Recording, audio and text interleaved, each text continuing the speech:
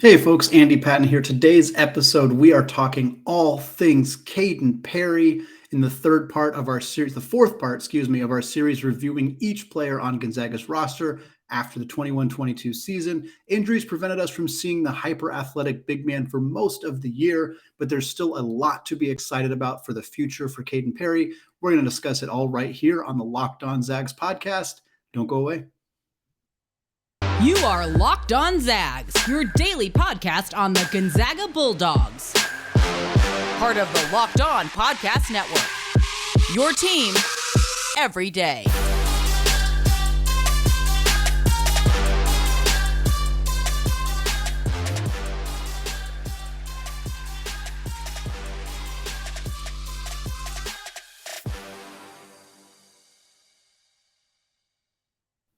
What is going on, y'all? Welcome to the Locked On Zags podcast, part of the Locked On Podcast Network, your team every day. I am your host and longtime Gonzaga podcaster, Andy Patton, here to bring you news and updates on all things Zag athletics.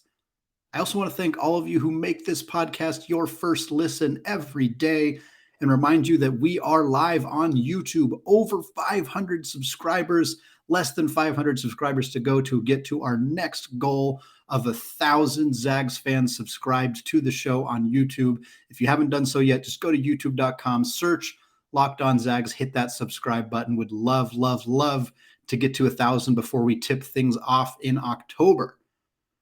Today, though, instead, we are focusing on Kaden Perry, one of Gonzaga's big men from this past season. He didn't play a whole lot because of injuries. We're going to talk a little bit about that. We're going to talk about the best and worst case scenarios that were laid out for him before the season. And then we're going to talk about his role next year. We know now, as of about 15 minutes before I hit record on this episode, that Timme has declared for the NBA draft. It was not clear at the time whether he was planning to hire an agent and pursue not have the ability, to come back to college at this point. He does have that ability. It sure sounds like he's probably on his way out. We got way more Timme talk coming in later episodes, but that does, of course, impact Kaden Perry's potential role next year.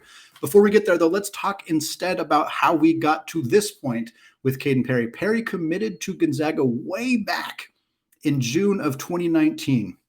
It is crazy to me that this man has only played a handful of games for the Zags because he has been a Zag for such a long time. Pre-COVID was when Kaden Perry first decided that he was going to be a Bulldog, one of the first commitments in that class of 2021. He was a 6'8" center from Battleground, Washington. And I know it's a little bit hard to remember, but he was the 56th ranked player in the country and the number 2 ranked player in the state of Washington, the only player in the class of 2021 from the state of Washington ranked higher than Kaden Perry. Duke's Paolo Banchero, not bad company to keep for Mr. Perry. He was compared and is still compared to a young Brandon Clark, undersized center with a ton of athleticism, some bounce, some shot blocking ability. You saw that in little snippets this season, but he didn't play. He had some injury issues, not only this year, but prior to that, he was hurt at his senior season at Battleground. He missed most of the season with herniated discs in his back. There was concern that he would miss part of his freshman year. However, he recovered well from that. He worked out with the team during the summer, and then he blew us all away at Craziness in the Kennel. He blocked Timme at the rim. He had some highlight reel dunks. The hype train for Kaden Perry exploded right before the start of the college basketball season. He came into the year, he was only playing a bit role. He was the 4th big. That wasn't unexpected with Chet Holmgren on the roster, with Timme on the roster, with Anton Watson on the roster. We knew he'd be right in that mix with Ben Gregg, with Ben Gregg really for that 4th role spot. There was some possibility that Julian Strother would play some 4. That didn't end up happening, but we just never really saw Perry's season get off the ground. He played 8 minutes in his debut against Dixie State.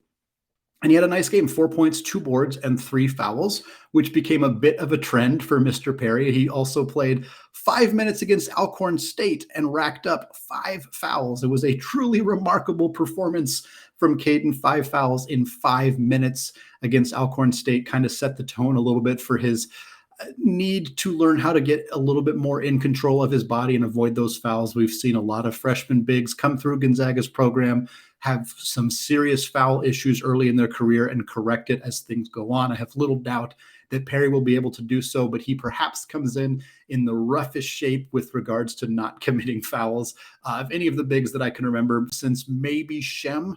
Maybe Shem was just about as bad with the fouls. Zach Collins was pretty challenged in that regard as well. He played a season-high 12 minutes against Central Michigan, 6 points on 3 of 3 shooting and 4 boards in that game. That game really kind of restarted that hype train for Perry. He kind of hadn't played a lot early in the season. Then we saw that game and people started to get excited. Then he only played 7 minutes against UCLA. He only played 4 minutes against Duke. Didn't really start to see him really at all after that for much of the season. He played just a handful more games. His final game of the season was against North Alabama on the 28th of December. He had 2 points in that game, and that was it. That was the end of his freshman season. Foot injuries, back injuries, a myriad of things. We never got a lot of conclusiveness. We know that the foot injury is what kept him out initially to start WCC conference play. And after that, he never came back. He never ended up getting back onto the court. I think his injury significantly hurt the Zags in ways that maybe weren't super apparent because he hadn't played all that much earlier in the season. The Zags didn't utilize Ben Gregg all that much. So I think there's maybe a sentiment that, well, even if Perry was healthy, would they have used him all that much? And it's hard to say. I don't know. I don't have the answer to that. I think by the time Kaden Perry got hurt, I believe he was above Ben Gregg on the depth chart. It felt to me like he was more in favor with the coaching staff, more likely to get minutes when the Zags really needed minutes from the big men. And he just wasn't able to go, unfortunately. He finished his freshman season playing 8 games and 53 total minutes. In those 53 minutes, he had 14 points, 18 rebounds on 7 of 9 shooting. That's a cool 77.8% field goal percentage, which is definitely going to get it done. He also had 10 fouls in 53 minutes, which is not going to get it done. He had 4 turnovers, only 1 assist, and 1 block. And he also went 0 for 3 from the free throw line. The sample size here is largely irrelevant. 0 for 3 from the free throw line is effectively meaningless to me. 7 for 9 shooting from the field. I don't want to say that it's meaningless, but it's not incredibly significant either. The fouls is a little bit more significant because it is something he's going to need to work on without a doubt. But again, 53 minutes is barely more than 1 game's worth of minutes. It's for a backup big, it's maybe 4 games total worth of minutes. So I'm not looking into this too in depth necessarily, but I do want to talk in the second segment about what we perceived as his best case and worst case scenarios. Now, we always did these with the caveat that we weren't going to discuss injuries. Obviously, injuries were a part of Kaden Perry's story. So we kind of have to get through that, talk about what we did see from him, which is what we're going to do right after I tell you all about Built Bar. This is the time of the year that I've pretty much given up on all of my New Year's resolutions, but not this year. I'm sticking to my resolution to eat right thanks to Built Bar. It almost feels like it's not really a resolution because I actually enjoy eating them. Have you tried the Puffs? If you haven't, you're missing out on one of Built Bar's best tasting bars. Puffs are the first ever protein-infused marshmallow. They're fluffy, they're marshmallowy. They're not just a protein bar, they're a treat. And they're covered in 100% real chocolate. In fact, all Built Bars are covered in 100% real chocolate. A typical candy bar can be anywhere from 200 to 300 calories. Most Built Bars contain 130 calories, 4 grams of sugar, 4 net carbs, and 17 grams of protein.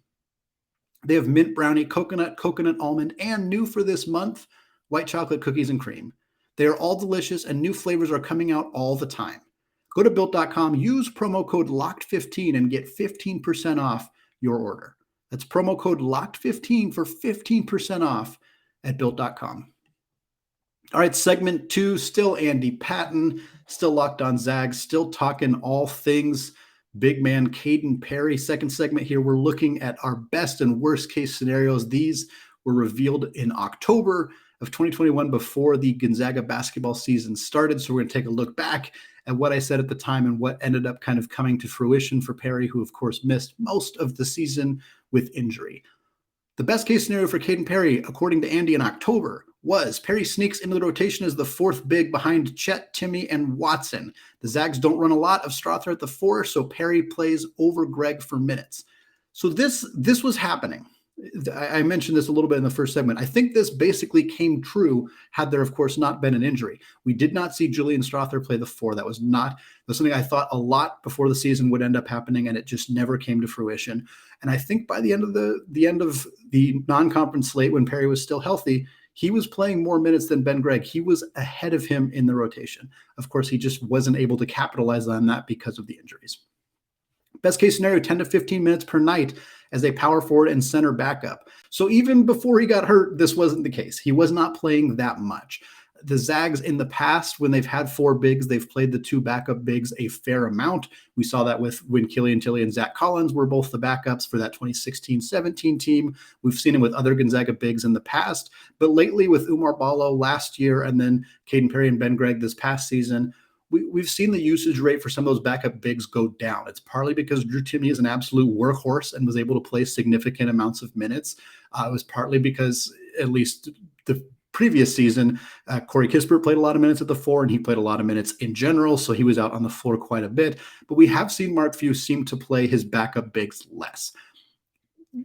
I think there's a legitimate reason for criticism there. Now, obviously, with Perry for most of the season, this was irrelevant because he was not healthy. But when he was healthy, and even when he wasn't healthy and Ben Gregg was around, I think there was an opportunity for those guys to play a few more minutes, particularly in games that the outcome was already decided.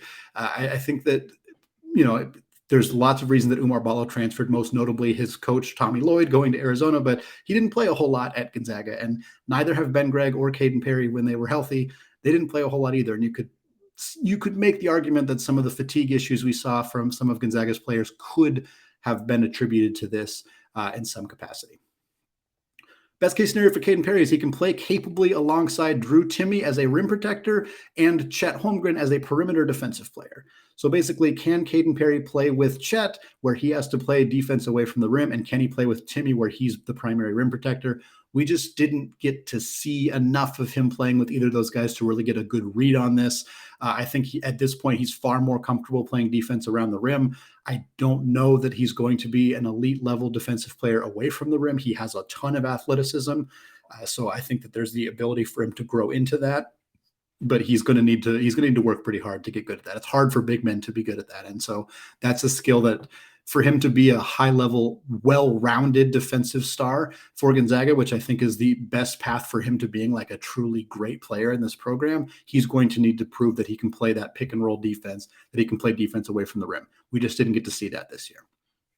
Best-case scenario is that on offense, Perry can also play alongside Timme and Holmgren. He can play away from the rim, and he can play down low. Again, didn't really get to see it. When Kaden Perry was in the game, he was under the rim. He was not playing away from the basket. Now, at this point, we have not seen any level of an outside game from Kaden Perry. We have not seen a mid-range game. We have not seen a three-point shot. Again, we saw three free throw attempts, and none of those went in. Too small of a sample size to really glean any information from that, other than at this point, Kaden Perry's ability to score away from right underneath the basket is a complete mystery. Next up, for the best case scenario, the back injury does not limit his explosiveness. Well, unfortunately, that did end up becoming a reality where his back injury and foot injuries and various other ailments caused him to not be able to play in the second half. When he was on the court and healthy, he looked pretty dang explosive. I don't think there was an issue there. He certainly didn't look like he was walking with a hurt back when he was out on the floor. So I think that assuming he recovers well from this injury, he's going to be just as explosive as ever. Best case scenario for Kaden Perry is he flashes an improved offensive bag and shows that he can score away from the hoop. Yeah, we just didn't see this. Doesn't mean that it's not there. Doesn't mean that he's incapable of becoming a good shooter away from the rim or just somebody who can create his own shot. We just haven't seen it. And then the last thing for the best case scenarios from October, being talked about like a two and done guy. Yeah, no, we're not there with Kaden Perry. I don't think we would have gotten there even had he stayed healthy for the entire season because he just was not playing nearly enough minutes. Obviously, we've seen, the Philip Petrusevs, the Domantas Sabonis, guys who were reserves in their first year and then broke out in significant ways as sophomores. I think Kaden Perry has the ability to take on a much bigger role next year and be very good, but now only having 53 minutes worth of collegiate experience sort of makes him kind of going into next year, not quite a freshman, but much less experienced than traditional sophomores, much less experienced than either Sabonis or Petrusev were, or Drew Timme, who obviously wasn't a two and done, but certainly exploded as a sophomore. Worst case scenario for Kaden Perry. These are, again, laid out in October. He's the 5th or 6th big man on the depth chart and hardly sees the floor.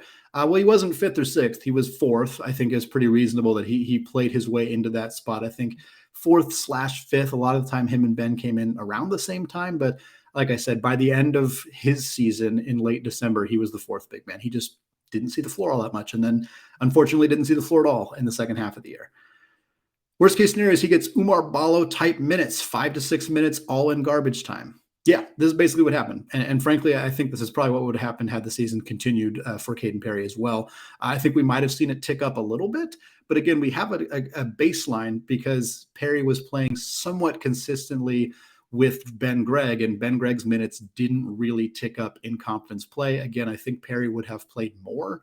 I think he would have been utilized more often than Ben Gregg was, but I don't expect that he was in line to play a 12 to 15 minute per game role for this team in conference play. I just don't think that was going to happen.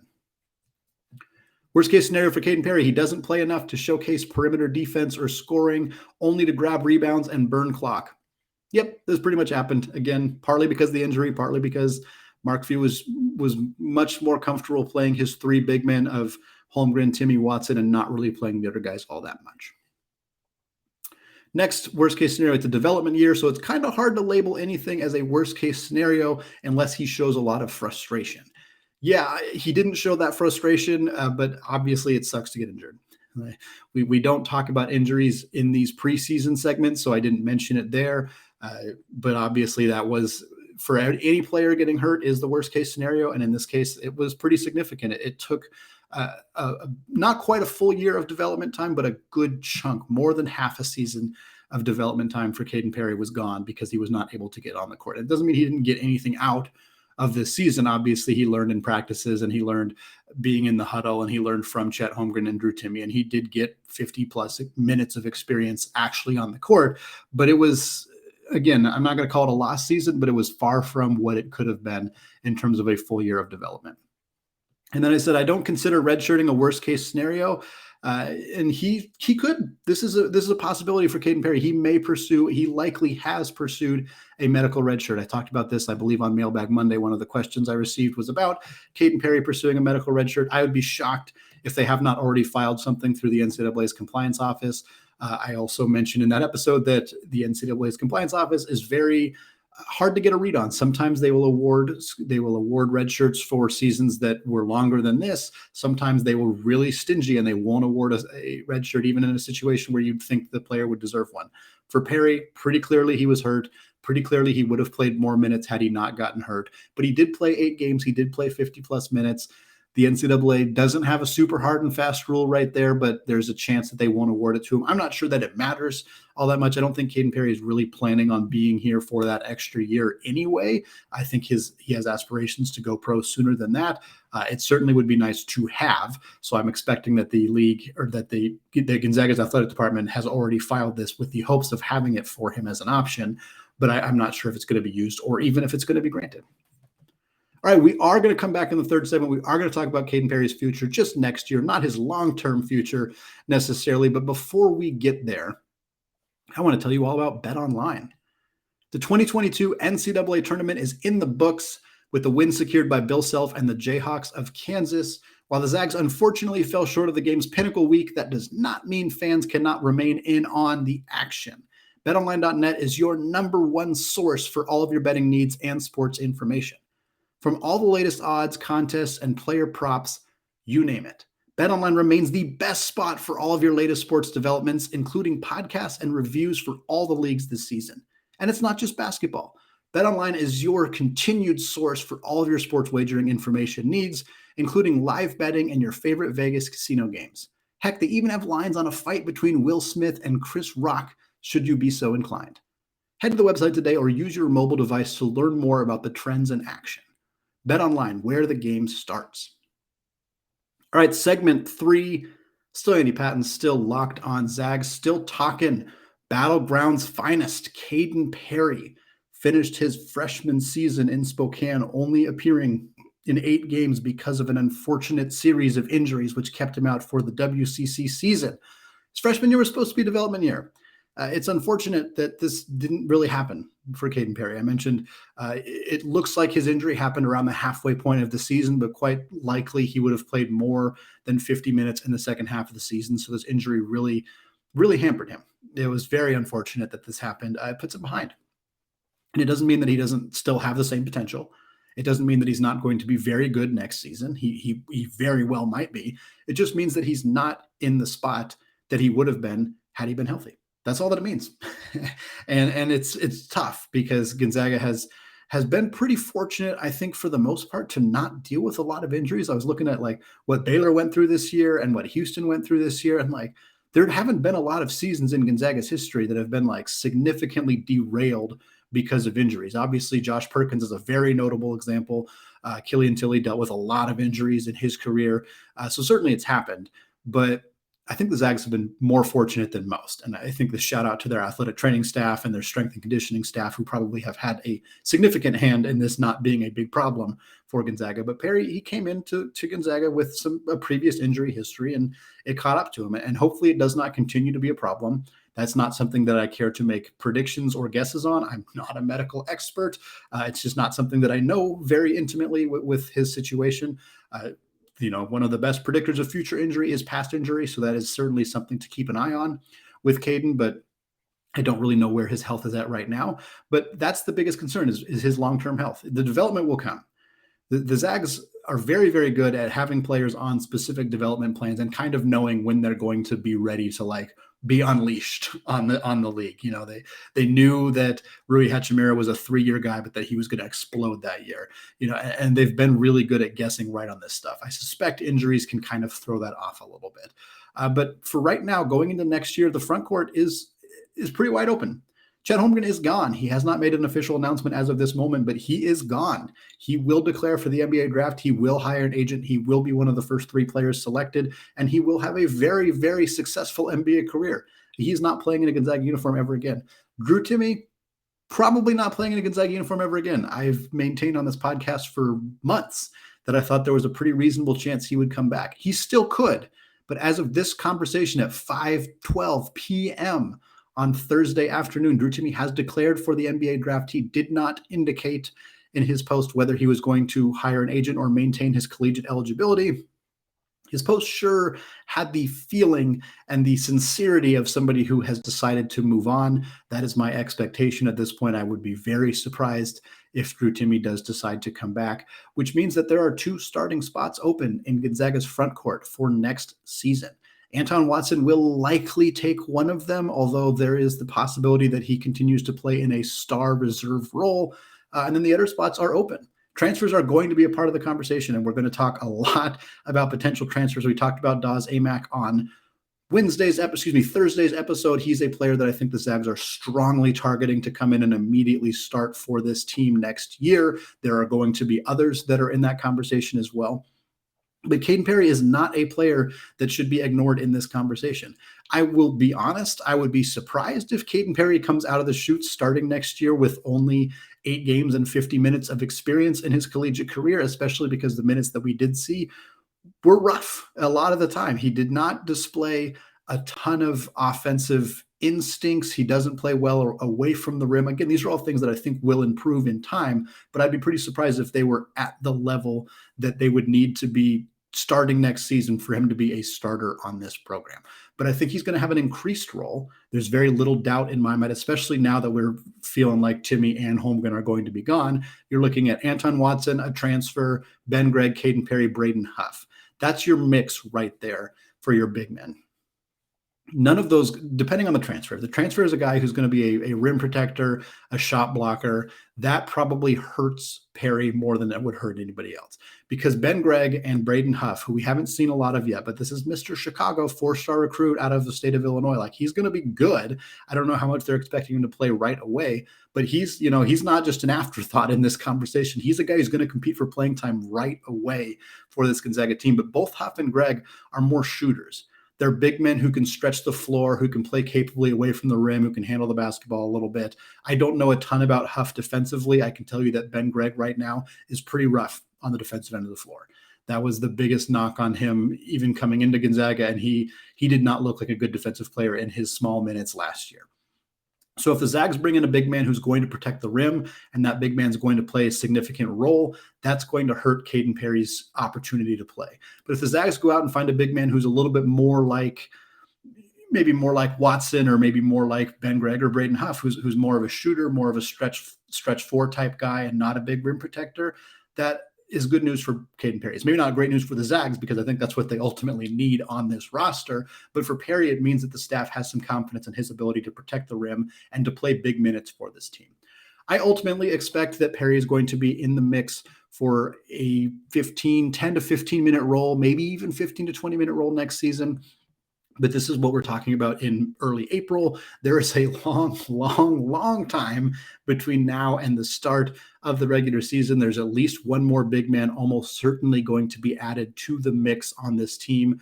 We'll get a better sense of what Braden Huff brings to the table, certainly, and what the Zags have in mind for Anton Watson. But I think ultimately Perry's going to be, he's certainly going to play more, assuming he's healthy. We're going to see some of that development. I think he's a guy who's got a very exciting potential. I think he's the key. I don't know that he's going to be Brandon Clark offensively, because Brandon Clark was elite offensively. His ability to finish around the rim was unprecedented. But I think Kaden Perry could develop into a good rim protector, a good rebounder, a very, very high energy defensive player, and a capable scorer around the rim. And all of that makes for a very great career and makes for a very solid player in this Gonzaga program. I don't think that the sophomore jump that we were hoping for is necessarily going to happen, because he did not play so much as a freshman. But I think by the midpoint of next year, or by the end of the season, you could start to see this kid really cooking with gas and thinking, hey, by the time this kid's a junior, he's going to be really, really good. And that's sort of the trajectory that I think that we're going to be on as fans of Kaden Perry and his career in Spokane.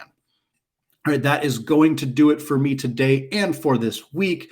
Mailbag coming up next week. And of course, we got some Drew Timme talk to have as we see this young man go out and start his potential professional basketball journey. We're going to talk about that next week, right here on the Locked On Zags podcast, available wherever you get your podcasts and available on YouTube. Check it out there if you haven't yet. Finally, thank you again to those of you who have made Locked On Zags your first listen every day. Now is a great time to make your second listen, the Locked On NBA Draft podcast. With the college basketball season wrapped up, give Rafael Barlow and a flurry of guests a listen as they prepare for the NBA draft. Hear their thoughts on Chet Holmgren, Paolo Banchero, and the rest of the NBA's future stars on Locked On NBA Draft, part of the Locked On Podcast Network. All right, thank you all for listening, and go Zags.